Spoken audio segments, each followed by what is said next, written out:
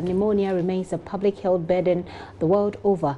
Ghana and Africa have not been spared the scourge of pneumonia, especially on newborns.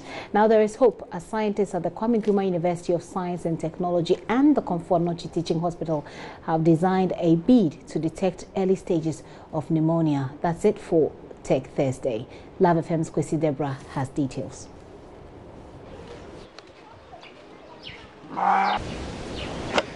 Attending to a pen early morning to feed the flock has become a second nature for Yamenu.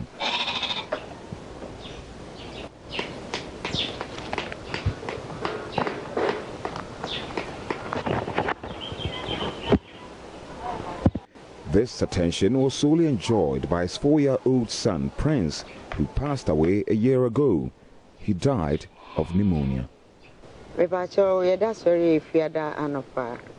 It was a Friday morning when I realized he was breathing at a faster pace, she says. So I took him to the hospital. He was suffering from fever and coughing always, but there was little we could do, and finally lost him.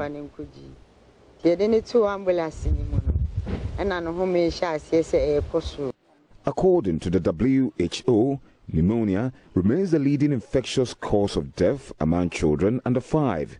Killing approximately 2,400 children a day.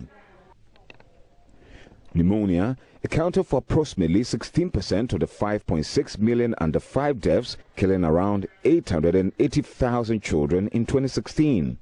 Most of its victims were less than 2 years old. Largely, pneumonia symptoms vary according to age, but cough, increased respiratory rate, and fever are common symptoms.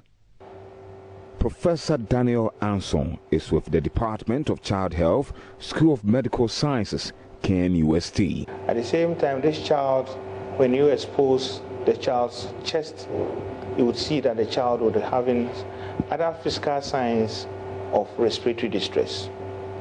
Some of these children, you would see their nostrils opening in and out, which we call the pharynx alanase. The other categories that you would see is what we call the lower chest wall indrawn, which is usually typical of the child developing the severe pneumonia. The disease is driven largely by poor access to healthcare and delay in health seeking for childhood pneumonia. These symptoms can easily be picked by the health personnel, but we have noticed that sometimes parents and caregivers ignore some of these symptoms of pneumonia, so the children are nearly unconscious and their disease has become very severe before coming to us. The scientists therefore embarked on a study aimed at training mothers who are the very core in child health care to recognize the very early signs of pneumonia and seek care promptly. With the help of the College of Art and the School of Public Health, KNUST, they have been able to come up with a bead which is culturally acceptable, therefore designed in the colors of the national flag. We try to have a hypothesis that, or a training assumption that if the mother is able to count the respiratory rate within 1 minute and it falls within the green, then his child's respiratory rate is all right for that particular beat, for that particular age.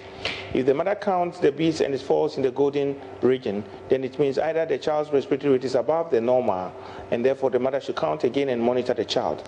If the mother counts and it falls within the red zone, it means that the child's respiratory rate is very high. Counts again is still in the red, then this mother needs to take the child straight to the hospital setting because somehow the respiratory rate had gone up above the normal. There is a flyer here that shows that above the red, then you should go to the hospital, and there is an ambulance sign on this flyer that would help the mother to be able to interpret what he's seeing in these beats. Because some mothers have difficulties counting 1 minute on a clock, the scientists have come out with a sound timer to do the counting or to aid with the counting of the respiratory rate.